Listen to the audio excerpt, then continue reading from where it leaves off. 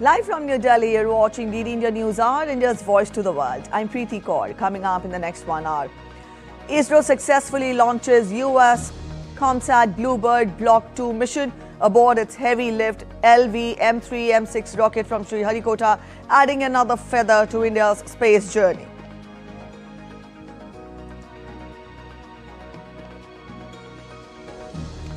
Major boost to India's air defence capability. DRDO completes its successful trial of next-generation Akash missile system, paving the way for its induction into the armed forces.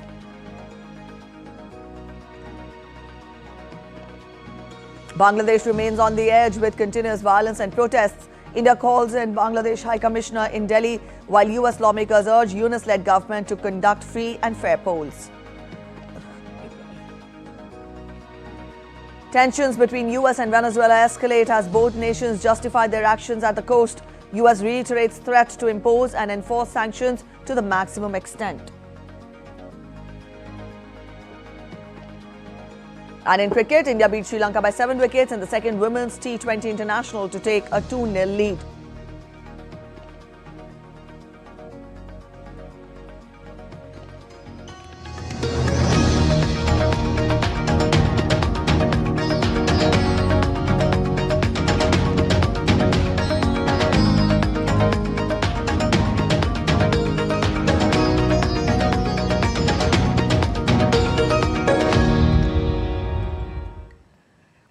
Adding another feather into the cap of India's space journey, Indian Space Research Organisation or ISRO successfully launched the BlueBird Block 2 communications satellite aboard its heavy-lift LVM-3 M6 rocket from Sriharikota.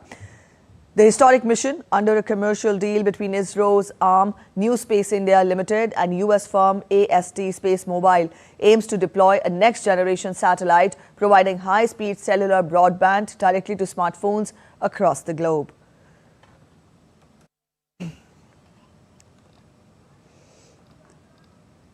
LVM-3 Bahubali rocket M6 launch vehicle has successfully and precisely injected the BlueBird Block 2 communication satellite in the intended orbit.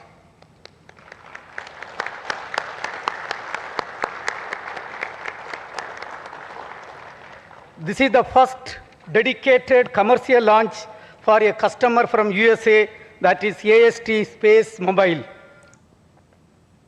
LVM-3, developed by ISRO, is a 3-stage launch vehicle comprising of 2 solid strap-on motors, a liquid core stage and a cryogenic upper stage. It has a lift-off mass of 640 tons, a height of 43.5 meters and a payload capability of 4,200 kilograms to geosynchronous transfer orbit. In this mission, LVM-3 M6 placed the BlueBird Block 2 satellite into the low Earth orbit and is the largest commercial communication satellite deployed in the low Earth orbit. It is also the heaviest payload launched by LVM-3 from Indian soil.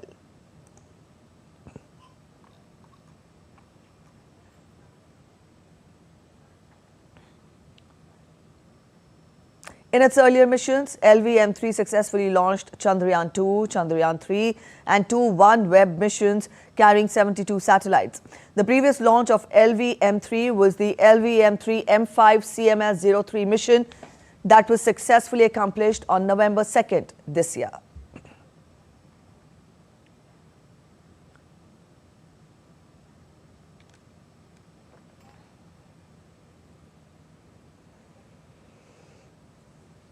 Prime Minister Narendra Modi hailed the achievement in the space sector. On X, he wrote, and I quote him, "A significant stride in India's space sector, the successful LVM-3 M6 launch, placing the heaviest satellite ever launched from Indian soil, the spacecraft of USA BlueBird Block 2 into the intended orbit, marks a proud milestone in India's space journey. It strengthens India's heavy lift launch capability and reinforces our growing role in the global commercial launch market. This is also reflective of our efforts towards an Atmanirbhar Bharat. Congratulations to our hardworking space scientists and engineers. India continues to soar higher in the world of space."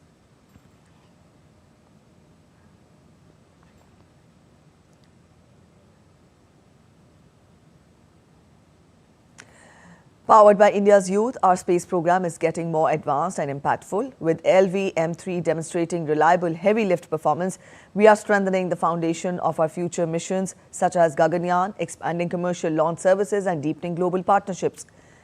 This increased capability and boost to self-reliance are wonderful for the coming generations. This was the other tweet put forth by Prime Minister Narendra Modi.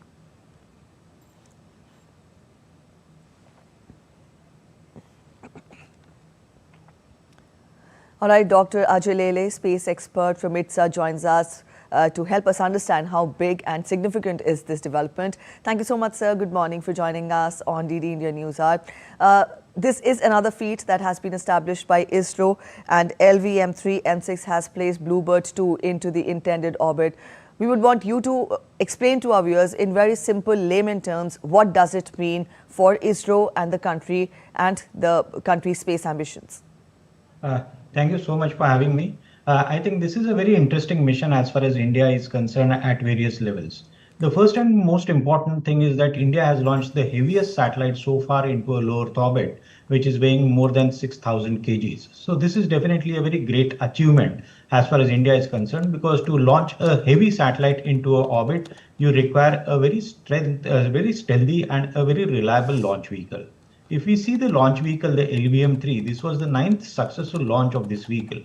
This vehicle has got 3 stages, and the last stage, which is always considered as a very critical stage, the cryogenic stage. This particular technology was giving problems to India a couple of years back. During the 1990s, this technology, the same US for which the India has launched its satellite, had refused the transfer of this technology and put pressure on Russia not to transfer the cryogenic technology to India. Subsequently, Indian scientists developed this technology. We had some failures as far as development of this technology is concerned, but now one can say with confidence that our cryogenic technology is a fully developed a technology which can be used very significantly both for India's launches as well as for commercial launches. If you see the history of this particularly LVM-3 rocket, as it has been already explained by you, that we have done a Chandrayaan-2, Chandrayaan-3 launch. We have done a launch for private sector, that is OneWeb, 36 satellites in each launch, covering total 76 satellites. So it's a proven technology, the track proven technology. I'm sure that as far as India's rocket launching is concerned for the commercial sector, this will give a boost. And other aspect which I would like to bring notice over here is that whenever you do one launch, it almost takes 5 to 6 months to undertake the second launch, because you have to create a new vehicle, you have to create the launch site, so on and so forth. But ISRO has done this LVM-3 launch back to back within the range of only 52 days. So the global market is also looking at India not only to provide us very successful launch, but also to give them an opportunity in a quick succession to launch their satellites. So I think this will boost India at 2 to 3 levels. One is that we can launch a heavy satellites. Other is that the launch window is going to be very less as compared to the past. And third, as always, India develops and invests into frugal technologies. So there always will be a cost benefit advantage if the agencies are launching satellites from India. All right, that was about commercial launching. Sir, I would want you to also explain to our viewers what exactly is the BlueBird 2 mission and why is it important for ISRO?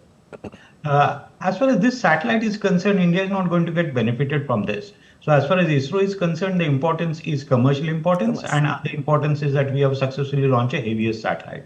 As far as this satellite is concerned, it is going to provide the mobile services. What happens is that to have a signal to your mobile, you require all those towers and other paraphernalia. But particularly now the technology has reached to a level where from satellite to your 4G, 5G direct linking will be there. So from satellite to mobile, the linking will be there. And these types of technologies actually help you in the arenas where the signal strength is always weak. Suppose you take the country, for example, you take the country like India, which has got large amount of topographic challenges. You got a Himalayan range, you got thick forest cover into Northeast India, you got a peninsular India. So having signals without towers is always a challenge. But these types of technologies where you don't require that sort of other paraphernalia because it is taking the signal right directly from the satellite to your mobile phones. So this is a very important technology, not only as far as India is concerned, at a global level.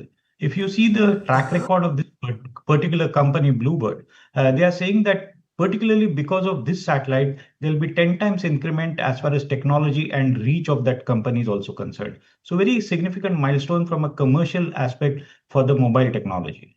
All right. So you focused on the commercial aspect, but then, sir, when you talk of ISRO's journey in the 1960s, very humble beginnings from carrying rockets on bicycles to this day when we have Chandrayaan feet established, when we have BlueBird feet established, when we are on the global page, how has been the journey so far? Where does it put us on the global space when we talk of space and science and technology?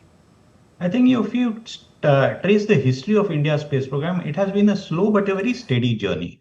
India became a space-faring nation. That means a country which can launch a satellite by using its own vehicle by 1980. And subsequently, we have launched many satellites for the commercial reasons also. Today's satellite was the 434th satellite as far as commercial aspects are concerned. What has happened is that because of the presence of SpaceX, which came into existence by launching satellites around 2013. Subsequently, because of the internet facilities being made available, tremendous amount of a market has emerged as far as the domain of a space is concerned. So under these circumstances, I think ISRO peaked at a right point in time because we did a successful mission in the year 2008 as far as Chandrayaan is concerned. And that itself demonstrated to the world that how good a country which was once considered as a third world country can be in the domain of a space. So India's investments into the domain of a space has been very thoughtful. We have always argued that our space program is for the socio-economic developments. So in 60s and 70s, we have beautifully used space technologies along with a television technology to impart education to far reachable places in the country also. Because you might be having good teachers into certain parts of the country, but to give that sort of a education to the people in the rural India was a difficult proposal. So that time ISRO's technologies along with the televisions has actually played a very major role. As far as telemedicine is also concerned, India has made a very significant contribution as far as giving the benefits of the doctor's advice to the people who are otherwise not in a position to access those types of things. So all these things have become possible only because we started developing very wisely since 1960s onwards into the domain of a space. And today we can see now we are not only using space technology for socio-economic development, but we are using it to gain the commercial gains also. All right, another very important point put forth by Prime Minister was the Atmanirbharta or self-reliance in the space sector. Where are we standing now, and how does the journey ahead look like when we talk of self-reliance in space technology? As far as space is concerned, owing to India's nuclear policies, particularly we went nuclear with Pokhran 1, Pokhran 2, there were a lot amount of restrictions as far as the transfer of technology was concerned. As I was already making a mention that cryogenic Indian technology, the US decided not to not allow Russians to transfer the technology to India. But India used this particular period of a time when India was put under severe restrictions to actually develop the technologies on its own. And that is giving us the benefits today, since we have invested for last 2 to 3 decades, particularly in development of the technologies on our own. And that's the reason today, when the country which has refused to give a technology to India, a private player from that particular country is only looking at India to launch its satellite. So I think the clock has come full. All right, with that, we end this conversation here. Thank you so much, sir, for joining us this morning on GD India Newshour and helping us understand the journey of ISRO and where are we standing today on the global page when we talk of science and technology and space technology in particular. And also, India has successfully conducted user evaluation trials of Akash next generation called Akash NG air defense missile system, paving the way for its induction into the Indian Armed Forces. The success has added another feather to the country's indigenous defense capabilities. The trials conducted at the Integrated Test Range in Odisha's Chandipur showcased the system's ability to intercept high-speed aerial targets at very low altitudes. The Akash NG missile system is a state-of-the-art air defense system developed by DRDO and produced by Bharat Dynamics Limited.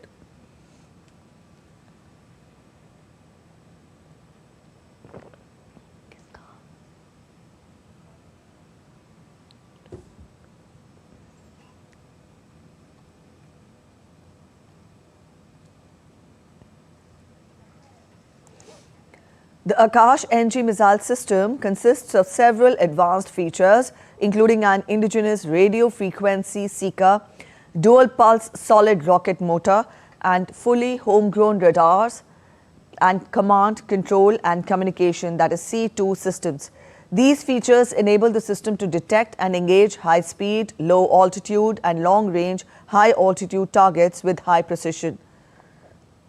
The Akash NG missile system has showcased impressive operational capabilities, including the ability to engage up to 10 targets simultaneously with a firing rate of one missile every 10 seconds. The system can also be deployed in various configurations, including mobile and fixed installations, making it an effective defense system against diverse aerial threats. Our correspondent Akshay Dongre is joining us from New Delhi. Akshay, we've given the salient features of Akash Next Generation, but help us understand how far, as it is ready to be inducted into the armed forces, how far will it give more mettle and more, it will be for use for our armed forces? Well, Preeti, if you're looking at the weapon system that has been tested, Akash Next Generation, it is going to amplify and also supplement the Akash Tir system that has been in place for quite some time. That has been formed by integrated multiple range of air defense systems such as S-400, Akash systems, and all the other homegrown and imported aerial defense systems that we have, including man-pad launchers as well for very short range objectives. Then you have S-400 for long range objectives. But more than how it is going to supplement the Akash Tir, that is the overall air defense system that India has, that also showed its mettle during Operation Sindoor. We have to also realize that the enemy's weapon capabilities, attacking capabilities are also growing by each and every day. So you have to keep on growing, you have to keep on adding on to your system, keep on advancing it more. And at the same time, you have to ensure that, all the additions that are going to happen are indigenous in nature as well. So that remains priority for the government, and Akash Next Generation goes on to show that the advancement that we have made in aerial surface-to-air missile defense systems are not limited to what we have developed so far, and we have the capability to add on to the system, advance it, further sharpen our weapon systems, further amplify as far as their radars are concerned, their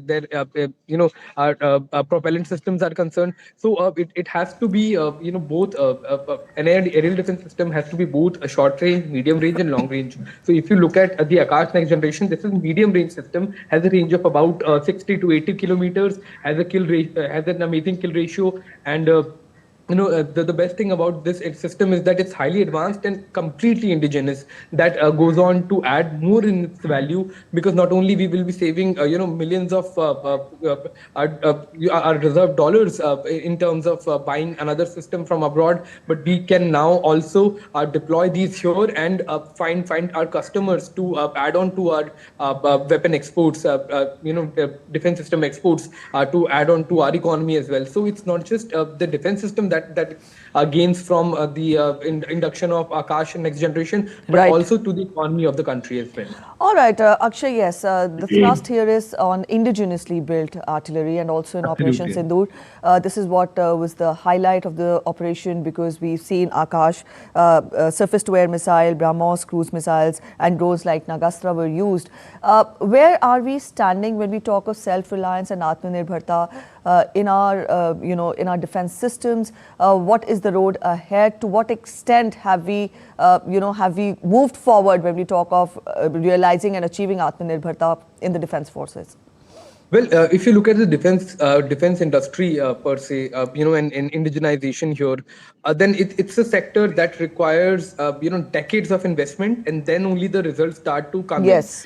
So there are certain areas where India has lagged, be it in terms of when we talk about the most highly sophisticated countries when in weapon defense systems, such as fighter jets. So we are while we are developing our AMCA, that is the fifth generation indigenous aircraft that we are making, but still we are somewhere lagging behind. But obviously we do realize that it's a long-term investment. It requires a lot of research and development. We started slightly late. Countries started about about 50 to 60, 70 perhaps years ahead of us. So it is going to take some time to catch up. But the development in the missile system is quite commendable, because in such a short span of time, let's say in the last 10 years especially, when the focus has really been on self-reliance, we have grown from a country that used to be dependent on foreign exporters for these crucial systems, to now among the top in the world, because we have BrahMos, that is the world's fastest a cruise missile that there is, one of the most accurate.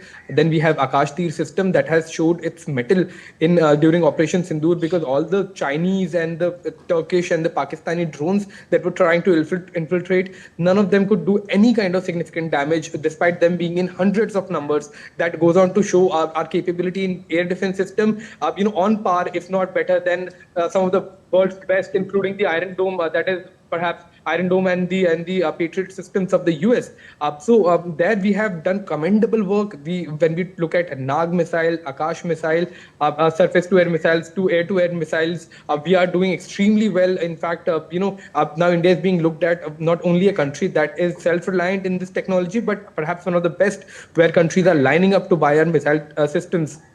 So in this particular arena, DRDO and other agencies have done commendable work, and we are among the top in the world. In fact, if you look at the top 3, India will be there along with the countries like US, China, and Russia. All right, Akshay, we'll leave it here. Thank you so much for joining in with those updates. The Indian Coast Guard inducted its first pollution control vessel, PCV Samudra Pratap, under the 2 PCV project at Goa.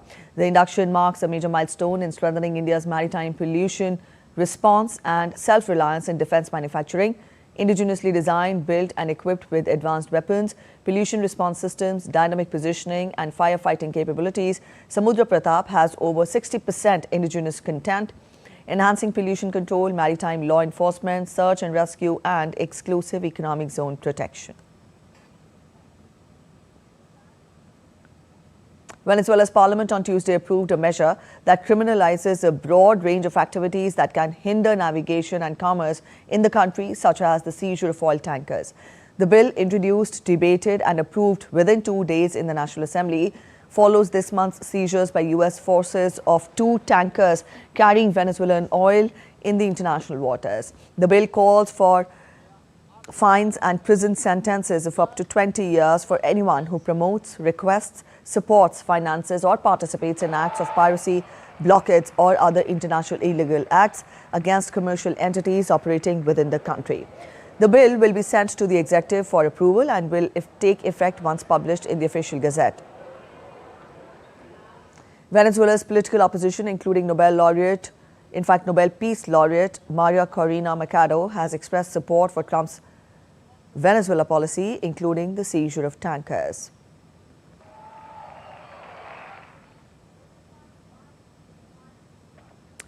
Meanwhile, the United States told the United Nations on Tuesday that it will impose and enforce sanctions to the maximum extent to deprive Venezuelan President Nicolas Maduro of resources. Venezuela, backed by Russia and China, requested Tuesday's meeting, the second held on the escalating tensions. The Security Council first met in October when the United States justified its actions as consistent with Article 51 of the founding UN Charter. The US Supreme Court on Tuesday blocked President Donald Trump from deploying National Guard troops in Chicago. Trump has claimed the National Guard is needed to combat crime and to protect immigration agents and facilities in America's third largest city. Trump ordered troops to Chicago, the third largest U.S. city, and to Portland, Oregon, following his earlier deployments to Los Angeles, Memphis, and Washington, D.C. The U.S. Justice Department had sought to allow the deployment while the case proceeds. The court said the president's authority to take federal control of National Guard troops likely only applies in exceptional circumstances. The National Guard serves as state-based militia forces that answer to state governors except when called into federal service by the president. The court for now has kept in place a lower court order of barring the deployment of troops to Chicago.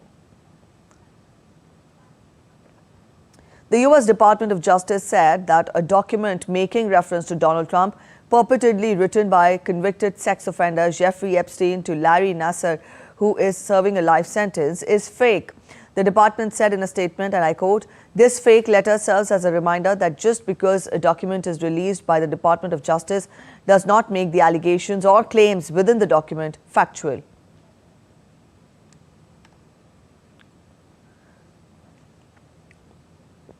Last month, Congress passed and Trump signed a law requiring the Justice Department to make its Epstein files public. The large batch of documents released on Monday follows disclosures late last week, with more expected. The agency said the FBI concluded that the writing does not appear to match Epstein's and that it was postmarked 3 days after Epstein's death out of Northern Virginia. Epstein, at the time of his death, was incarcerated in a New York jail. It also did not include his inmate number as required for outgoing mail.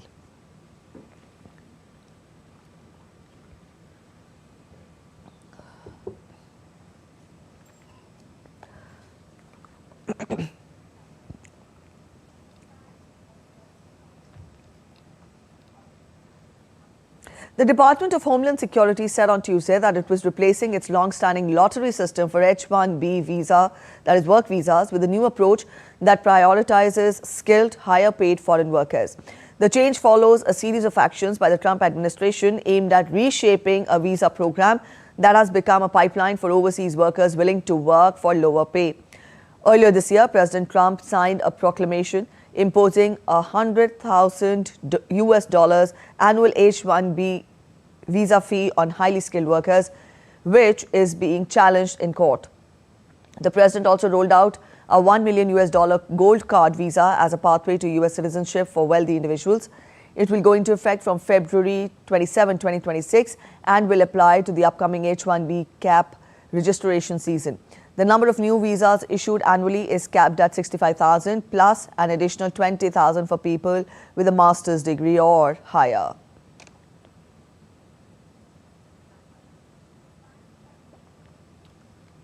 Australia's lawmakers state on Wednesday approved sweeping laws cracking down on guns and giving authorities the power to ban protests after the nation's deadliest mass shooting in decades.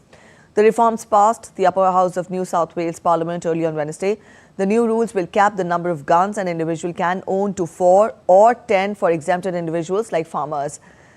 The legislation will also give authorities power to prohibit protests for up to 3 months following a terrorist incident.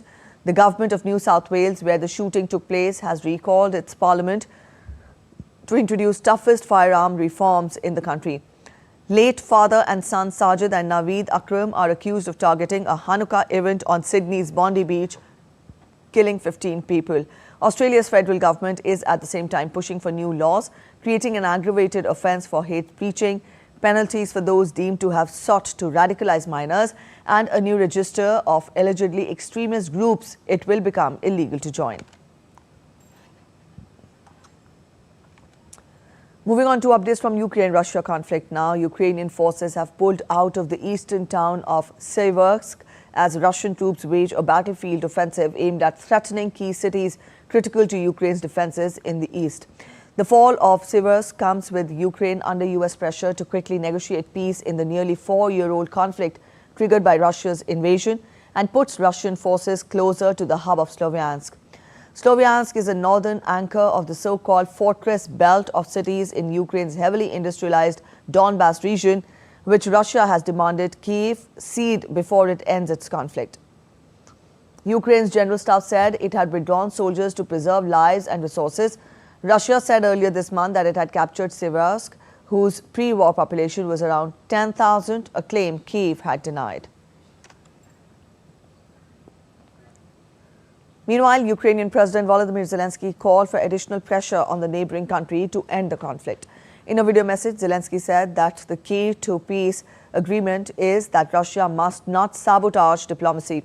While stating that the Russian aerial strike targeted Ukraine's energy sector, Zelensky assured the public that electricity would be restored for Christmas. Russia's missile and drone attack on at least 13 regions triggered widespread emergency power cuts. Malaysia's top court is set to reach a verdict on Friday in former Prime Minister Najib Razak's biggest trial related to the scandal at 1MDB company, the state fund he co-founded in 2009. US investigators say that at least $4.5 billion was misappropriated from 1MDB by the fund's high-level officials and their associates. More than $1 billion allegedly flowed into bank accounts owned by Najib, who co-founded the fund in 2009. He was found guilty of graft and money laundering in 2020 after receiving funds from a 1MDB unit. 2 years later, he became the first Malaysian Prime Minister to go to prison after losing all his appeals. Voted out in 2018, Najib last year apologized for mishandling the scandal during the time in office. If found guilty, he could face a maximum of 20 years of imprisonment on each charge, as well as a fine of up to 5 times the value of the alleged misappropriation. You're watching DD India News. I'll be waiting for a short break, but after the break, cold day conditions to prevail in parts of India. More details to follow. DGCA panel on IndiGo disruption given extension to complete investigation. Delhi Metro has been serving as a lifeline for the past 23 years.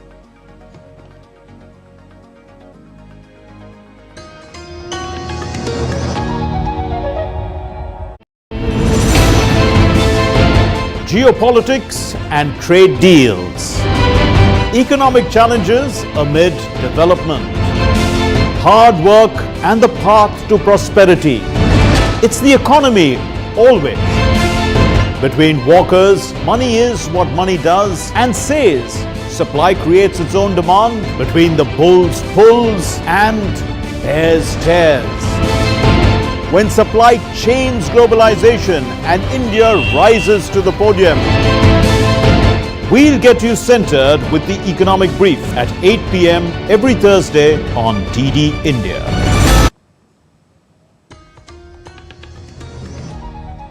Welcome back after the break. You're watching DD India News. A quick relook at the top stories now. ISRO successfully launches US ComSat BlueBird Block 2 mission aboard its heavy lift LVM-3 M6 rocket from Sriharikota, adding another feather to India's space journey. Major boost to India's air defense capability. DRDO completes successful trial of next generation Akash missile system, paving the way for its induction into the armed forces.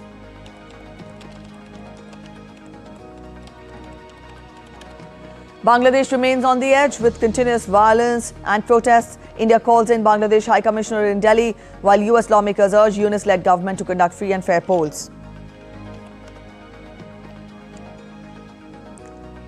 Tensions between US and Venezuela escalate as both nations justify their actions at the coast. US reiterates threat to impose and enforce sanctions to the maximum extent.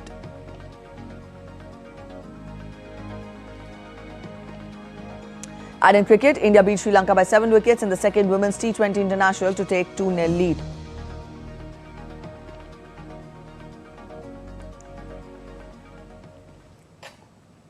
Bangladesh remains on the edge following a spate of violent incidents, including the lynching of a Hindu man. The developments have triggered protests in India and around the world, intensified political sparring, and raised fresh concerns over law and order as Bangladesh heads to a crucial election.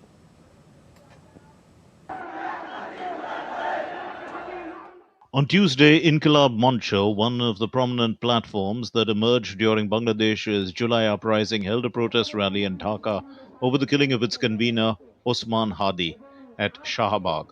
The group demanded that those responsible be brought to justice before the 13th national election and the proposed referendum, warning that impunity would undermine the democratic process. Bangladesh Nationalist Party blamed the UNIS-led interim government for deteriorating law and order situation in the country. Addressing a press briefing, BNP Secretary General Mirza Fakhrul Islam Alamgir alleged that dangerous conspiracies by certain quarters are obstructing the path to free and fair elections. Minorities in Bangladesh are poor victims of this unrest. In their support, protests were held in different parts of India.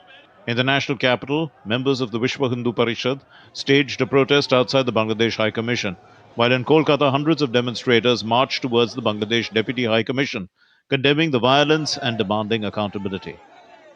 We've seen demonstrations against the Bangladesh High Commission this morning also, 2 days ago also, and also demonstrations against the Deputy High Commissioner of Bangladesh office in Calcutta.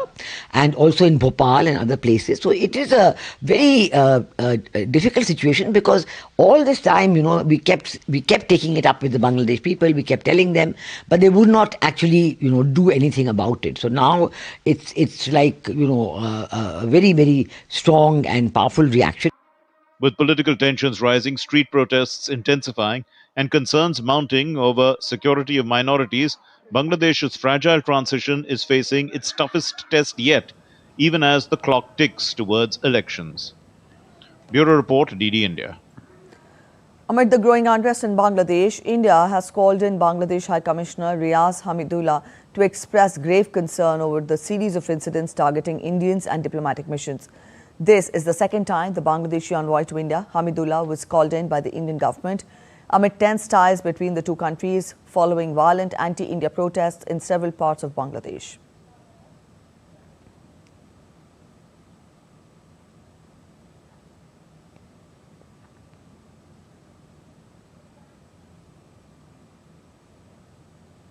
Also, US lawmakers expressed concern amid the crisis in Bangladesh and wrote to Mohammed Yunus to reconsider the decision to fully suspend the activity of Sheikh Hasina's Awami League, stating the findings of the Department of State that the 2018 and 2024 elections in Bangladesh were not free and fair. The lawmakers said that if one party gets banned, the next election will also not be free.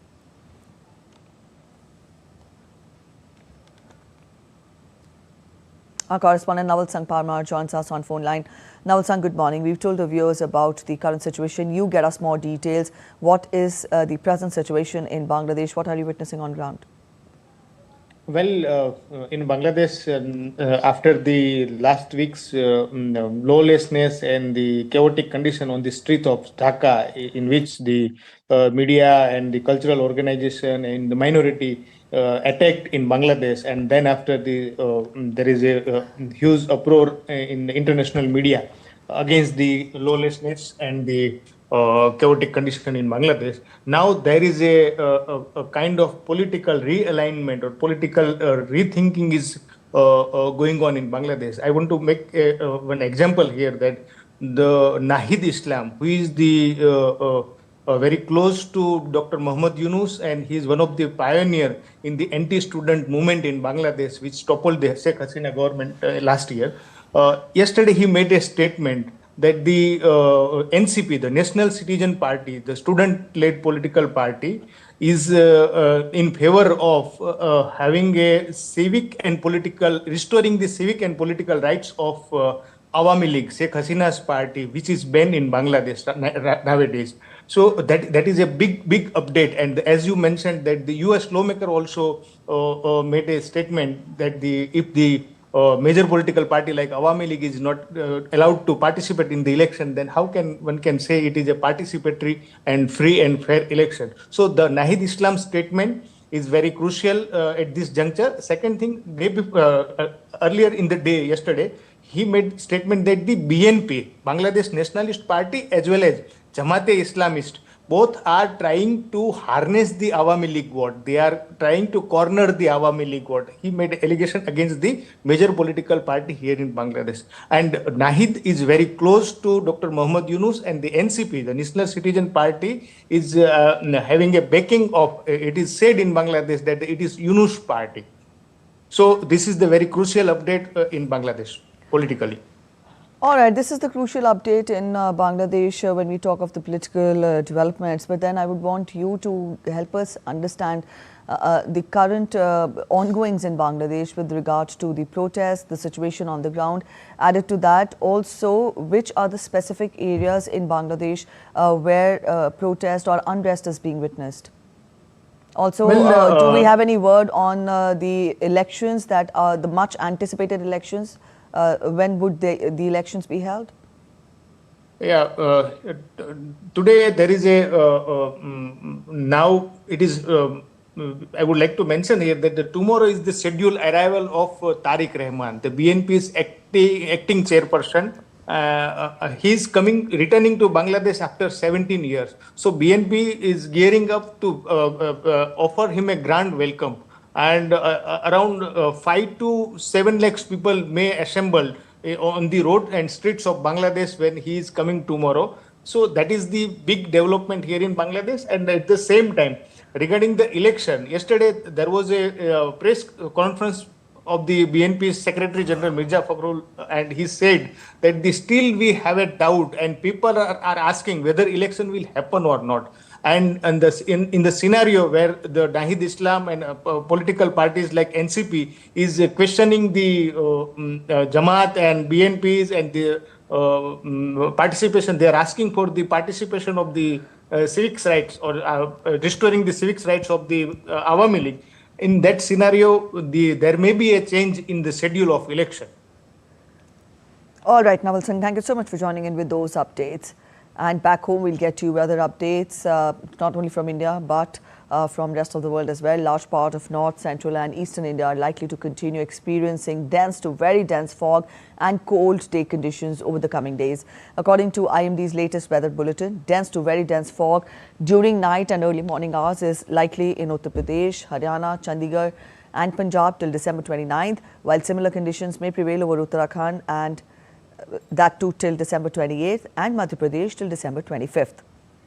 The IMD also warned of dense fog in isolated pockets of Jammu Division, Himachal Pradesh and Odisha till December 28th, while sub-Himalayan West Bengal and Jharkhand may see reduced visibility till December 25th. Also, as per the Met Department, Rajasthan and Chhattisgarh are likely to be affected till December 24th, while Northeast India may continue to experience foggy conditions till 26th of December. These conditions are likely to maintain snow cover in higher altitudes, disrupt road connectivity and in vulnerable mountain passes and lower visibility in valleys, particularly during early morning and late evening hours. Minimum temperatures are also set to drop across several regions.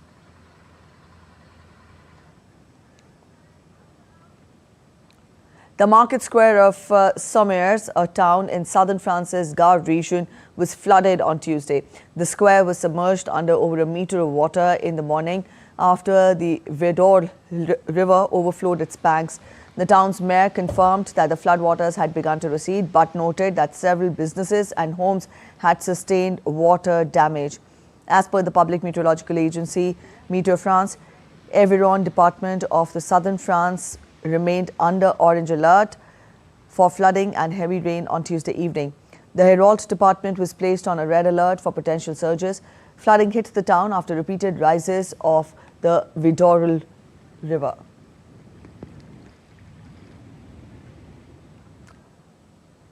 On to IndiGo crisis now. Directorate General of Civil Aviation has extended the deadline for a 4-member committee investigating recent IndiGo flight disruptions. The panel, headed by Joint Director General Sanjay K. Brahmane, was earlier required to submit its report by December 20th. While the committee had sought a 15-day extension, the request was not accepted by the regulator.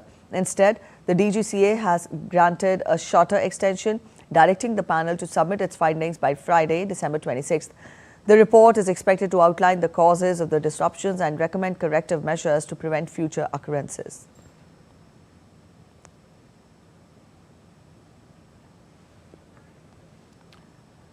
A special discussion on the age of influence, the latest book by retired senior Indian Information Service officer Chaitanya Prasad, was organized on Tuesday in New Delhi. The book has sparked a debate on all aspects of communication, including geostrategic communication. The age of influence serves as an important window to understand the power of communication in contemporary times. Eminent intellectuals, communication experts and policymakers participated in the event.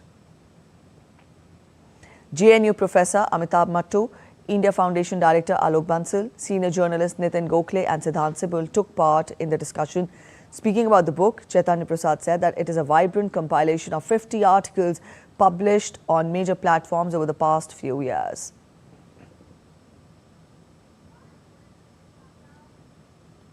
Communication का offshoot जो होता है, branding होता है या strategic communication होता है या सिनेमा में होता है या सॉफ्ट पावर है, उसको कैसे पूरा एकत्रित करके कन्वर्ज कराएं हम एक आइडिया में, तो उसीलिए हमने इसको किया। और ये 50 ऐसे हमने वेरियस अखबार में लिखे तो फिर उसके बाद ये किताब सामने आई, इसीलिए इसका नाम हमने एज ऑफ इन्फ्लुएंस रखा।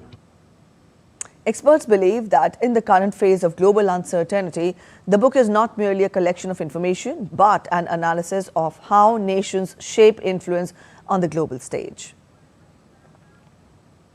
मुझे लगता है एक बड़ा डिबेट होना चाहिए भारत में, और भारत क्या सब जगह होना चाहिए डिबेट, यूनिवर्सिटीज़, कॉलेजेस और जितने पब्लिक पॉलिसी प्लेटफॉर्म्स हैं, कि किस तरह हम इस नैरेटिव को समझे, किस तरह अगर भारत का भी राष्ट्रीय हित आगे बढ़ाना है तो हमको इन इंस्ट्रूमेंट्स जो ये अलग अलग तरह के हमारे पास समझिए वेपन्स हैं, इनको किस तरह इस्तेमाल किया जा सकता है राष्ट्रीय।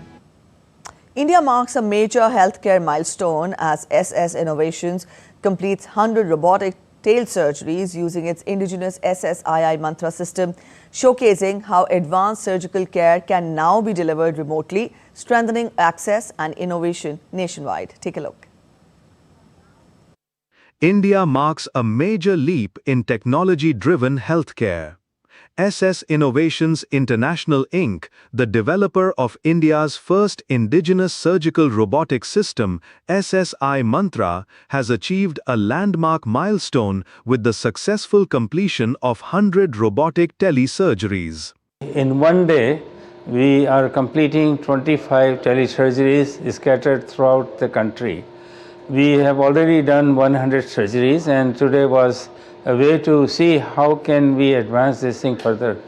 This breakthrough demonstrates how advanced surgical expertise can now be delivered seamlessly across distances, powered entirely by homegrown innovation.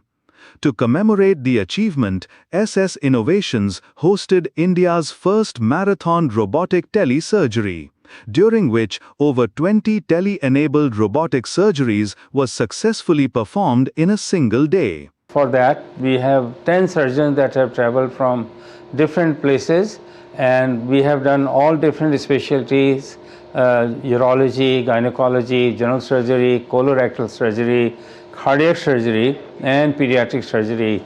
So this is a world record of benefiting 25 patients from SSII headquarters.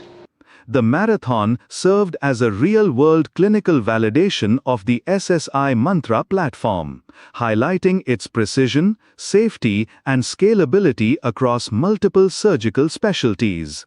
For a nation of 1.4 billion people, where access to advanced surgical care remains uneven, robotic telesurgery holds transformative potential.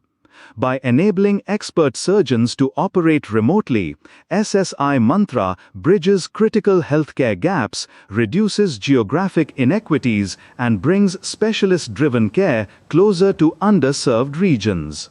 Tapas Bhattacharya's report, DD India.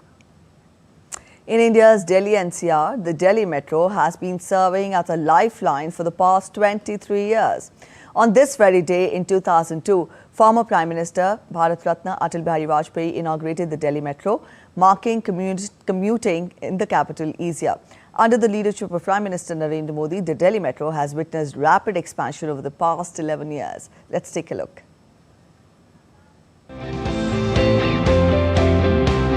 December 24, 2002, a small beginning for urban mobility in New Delhi. Former Prime Minister Bharat Ratna Atal Bihari Vajpayee cut the red ribbon, and New Delhi, along with the country, was gifted a dream racing towards the future, the Delhi Metro. From Shahdara to Tis Hazari, just 8.4 kilometers of track and only 6 stations. That day, no one imagined that this modest start would one day turn into one of the world's biggest urban transport success stories. But the real momentum, the real expansion of the metro came over the past 11 years. In 2014, when Prime Minister Narendra Modi took charge of the country, Delhi Metro's length stood at 194 kilometers, with about 140 stations across 6 lines. And today, in 2025, the Delhi Metro has become a massive 352-kilometer network with 257 stations and a web of 10 color-coded lines connecting Delhi with Noida, Ghaziabad, Gurugram, Faridabad and Bahadurgarh.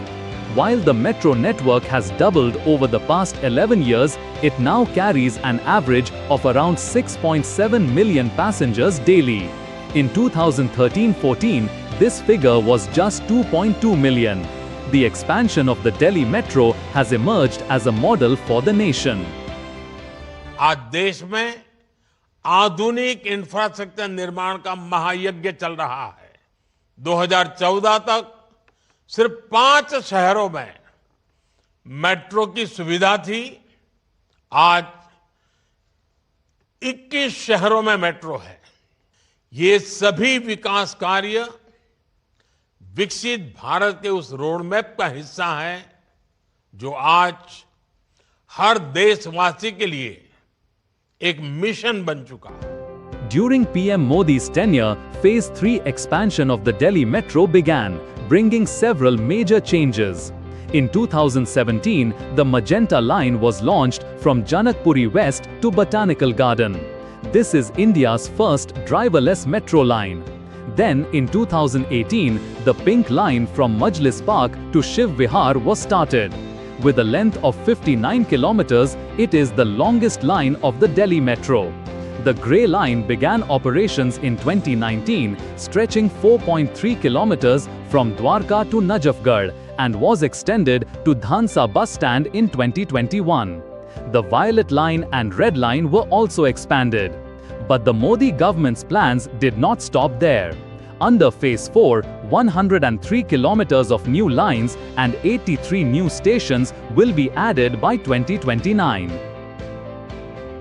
आज हर कोई ये सुनकर गर्व करता है कि दुनिया का तीसरा सबसे बड़ा मेट्रो नेटवर्क अब भारत में है। 2014 से पहले देश में सिर्फ 250 किलोमीटर ही मेट्रो रूट था। आज देश में मेट्रो रूट 1000 किलोमीटर से भी ज्यादा का हो गया है। As the Delhi Metro moves towards nearly 450 kilometers by 2030, one thing is clear. Under the leadership of Prime Minister Narendra Modi, it is no longer just a transport system. It has become the heartbeat of a developed India, where every station tells a story of progress and every journey is a new leap towards the future. Bureau Report, DD India. And now we turn focus to sports. India beat Sri Lanka by 7 wickets in the second Women's T20 International in Visakhapatnam on Tuesday, taking a 2-0 lead in the 5-match series. India restricted Sri Lanka at 128 for 9, courtesy of disciplined bowling by the bowlers. In reply, Shefali Verma smashed a 27-ball half-century to power India's run chase with a 7-wicket win and 49 balls to spare. Smriti Mandhana fell cheaply in the run chase, but Shefali and Jemima Rodrigues gave India a blistering foundation, putting on 58 runs for the second wicket. Both the teams clash again on Friday for the third T20 International.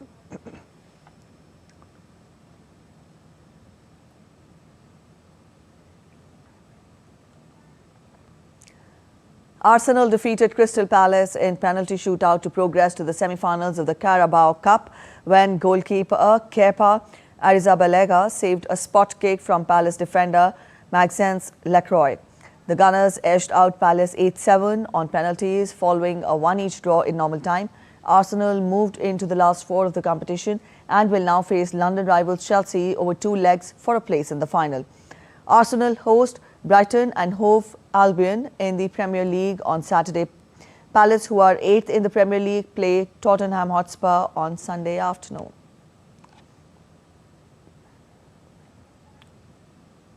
Over 127 teams from across the country have applied to participate in the second edition of the Harish Sharma 3-on-3 All India Basketball Championship. The event is scheduled to be held on December 27th and 28th at the Indira Gandhi Stadium complex in New Delhi. The teams representing states, universities, clubs and institutions from different parts of India have registered, reflecting the growing popularity of the 3x3 basketball format. This year's championship will be graced by Arjuna awardees and a Padma Shri awardee, along with several other eminent guests. The championship is named in memory of the legendary basketball player and iconic sports administrator, late Sri Harish Sharma, whose contribution to Indian basketball continues to inspire generations. The logo, theme, song and mascot of the first ever Khelo India Tribal Games were unveiled in Bilaspur on Tuesday. The mascot is More Veer. It is derived from two words, More meaning mine and Veer symbolizing courage and valor. The games, which begin on 14th of February, will feature 7 competitive sports and 2 demonstration sports. Chhattisgarh is the first state to host the landmark event, dedicated exclusively to tribal athletes with key objectives of talent identification.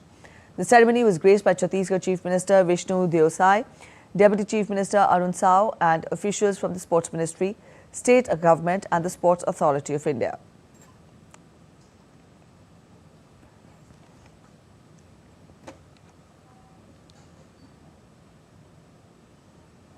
Actor Jackie Chan carried the 2026 Winter Games torch through the ruins of the ancient Pompeii as the relay continued its way to Rome. The Chinese film star carried the torch through the ruins as the relay proceeded along the Amalfi Coast. The relay will cover around 12,000 kilometers, passing through all 110 Italian provinces and more than 300 municipalities, with the end of the day celebrations planned in 60 cities along the route. The flame will reach Milan's San Siro Stadium in time for the opening ceremony on 6th of February. The 2026 Games will be co-hosted by Milan and the Dolomite Resort of Cortina di Ampezzo and will run from 6th to 22nd of February, with the Paralympics to follow in March. Italy, a winter sports powerhouse, last hosted the Winter Games at Turin in 2006. Rovaniemi in Ireland, known as the home of Santa Claus, is bustling with festive activity as preparations continue for Santa's annual gift journey. A seasonal portrayal showed Santa Claus setting off from Lapland, symbolizing the start of Christmas celebrations around the world. Outstanding work again. And one more thing, have a very, very happy Christmas.